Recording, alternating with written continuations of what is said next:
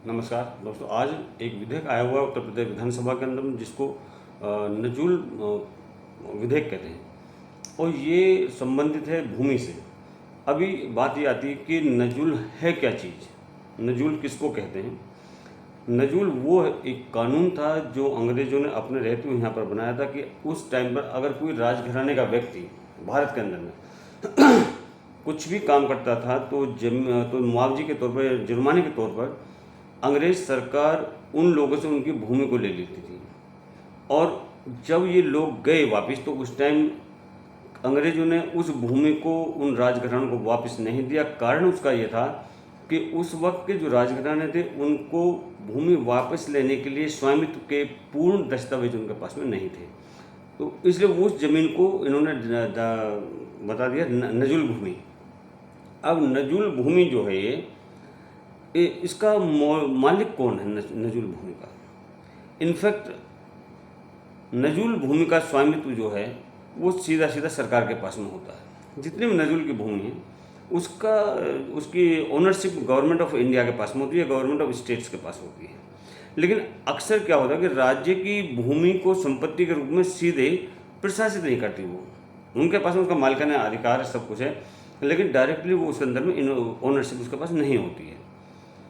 और आमतौर पर किसी भी एक इकाई को, किसी भी एक पर्टिकुलर ऑर्गेनाइजेशन को उस ज़मीन को लीज पर दे दिया जाता है एक निश्चित समय अवधि के लिए। वो समय अवधि 15 से 99 ईयर्स की हो सकती है, जो भी है। अभी 7 मार्च 2024 को उत्तर प्रदेश सरकार ने एक अध्यादेश अनुसूचित किया जो नजल भूमि को निजी व्यक्तियों के बीच में फ्री होल्ड करवाने में जो फ्री होल्ड होता था उसको वो रोकता है कि भाई आप इस विधेयक के अनुसार आप किसी भी नजल भूमि को फ्री होल्ड नहीं करवा सकते। जिसका उद्देश्य क्या था कि भूमाफिया और पट्टा वो धारक जो थे से भूमि को पुनः प्राप्त करना था इसका उद्देश्य। अभी क्या हुआ कि इसका विरोध भारतीय जनता पार्टी के ही लोगों ने किया, किसी और ने नहीं किया। मुख्यमंत्री योगी आदित्यनाथ जी इस विधेयक को लेकर के आए थे, और इसका विरोध अगर विपक्ष करता तो बात समझ में आती, लेकिन इसका विरोध विपक्ष की बजाय सबसे पहले किया बीजेपी की सत्ताधारी पार्टी ने। उसमें कौन कौन थे देखिए, कोई भी व्यक्ति किसी भी विधेयक का, किसी भी कानून का विरोध तभी करता है जब वो किसी न किसी कारण में डायरेक्टली और इनडायरेक्टली वो पक्ष जो उसका विरोध कर रहा है वो उसके विरुद्ध जाता है, इसलिए वो करता है। अभी इसमें क्या था, इसमें जो ये विरोध किया गया था विधानसभा के अंदर, देखिए ये विधानसभा से तो पास हो गया था ये बिल, लेकिन अटक कहाँ गया, विधान परिषद में जाकर के अटका। और अटका क्यों, उसके पीछे भी कारण है कि जितनी भी इस टाइप की भूमि है, देखिए कोई भी भूमाफिया जो है वो तब तक भूमाफिया नहीं बन सकता जब तक कि उसके ऊपर में किसी राजनीतिक पार्टी का वृहद हस्त ना हो, किसी भी सरकार का उसके ऊपर हाथ ना हो, या वो खुद राजनीतिक अंदर हो, एक पहुंच वाला व्यक्ति होता हो। इसमें जो विरोध किया था वो सबसे पहले उप मुख्यमंत्री केशव प्रसाद मौर्य, दूसरा भाजपा पूर्व प्रदेश अध्यक्ष भूपेंद्र चौधरी, और तीसरे इनकी पार्टी के एक सपोर्टर हैं दूसरी पार्टी से, वो राजा भैया वो, और अनुप्रिया पटेल। अभी देखना ये है कि उत्तर प्रदेश के अंदर में ज़्यादातर जो नजूल भूमि है वो प्रयागराज के अंदर है, और ये लोग जिन्होंने इसका विरोध किया ये सारे के सारे परोक्ष या अप्रोक्ष रूप से ये इलाहाबाद के हैं या इलाहाबाद के आसपास के लोग हैं। इन्होंने इसलिए किया क्योंकि उस भूमि के अंदर में उसके ऊपर में कब्जा करने के लिए, या कब्जा जो हुआ है या तो ये लोगों का डायरेक्ट हाथ है या इनके द्वारा किसी ने उसके ऊपर में अधिकार जमाया है, वो जो भूमि है। और वो भूमि थोड़ी बहुत नहीं है, वो लाखों हेक्टेयर भूमि है जिसके ऊपर में इन राजनेताओं का अधिकार है, और इन राजनेताओं से इसलिए उसके ऊपर में उसका विरोध किया है कि इनके पास से इतने अरबों खरबों की ज़मीन निकल जाएगी। अभी बात ये भी आती है कि आखिर इस चीज़ को जो नजुल भूमि का जो ये बिल है ये केवल भारत के अंदर ही नहीं है, ये नजल भूमि केवल भारत के अंदर ही नहीं है, बल्कि ये नजल भूमि पूरे हिंदुस्तान के अंदर है, पूरे भारत में है, सिर्फ उत्तर प्रदेश में नहीं है। लेकिन सिर्फ उत्तर प्रदेश के मुख्यमंत्री ने ये हिम्मत दिखाई कि इस नजल भूमि को मैं, इस नजल ज़मीन को मैं इन माफियाओं से मुक्त करवाऊंगा। क्योंकि इस व्यक्ति को, योगी आदित्यनाथ को, ना तो अपने लिए कुछ चाहिए, ना अपने परिवार के लिए कुछ चाहिए, क्योंकि महंत हैं, महात्मा हैं, साधु हैं, इनको आवश्यकता नहीं इस चीज़ की। क्योंकि ये जिस जगह पर हैं मुख्यमंत्री बनना तो सिर्फ एक समाज की सेवा करना, अदरवाइज मुख्यमंत्री से कहीं ज़्यादा ऊंचा पद इनकी पीठ का है, इनके नाथ समुदाय के अंदर में इनका है।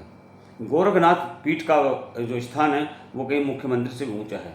तो इसलिए इस व्यक्ति को इस चीज़ की जरूरत नहीं, इसलिए इन्होंने हिम्मत दिखाई कि इस भूमि को वापस लेना है। अदरवाइज भारत के जितने भी क्षेत्र हैं लगभग सभी के अंदर में नजुल भूमि है, लेकिन किसी भी व्यक्ति ने, किसी भी मुख्यमंत्री ने आज तक ये नहीं कहा कि हम इस भूमि को वापस लेंगे। कांग्रेस के टाइम में एक कमेटी बनी थी, जिस कमेटी ने ये पता लगाया था कि भारत के अंदर में नजुल भूमि कितनी है और इसके अंदर में डायरेक्टली और इनडायरेक्टली किसका इन्वॉल्वमेंट है।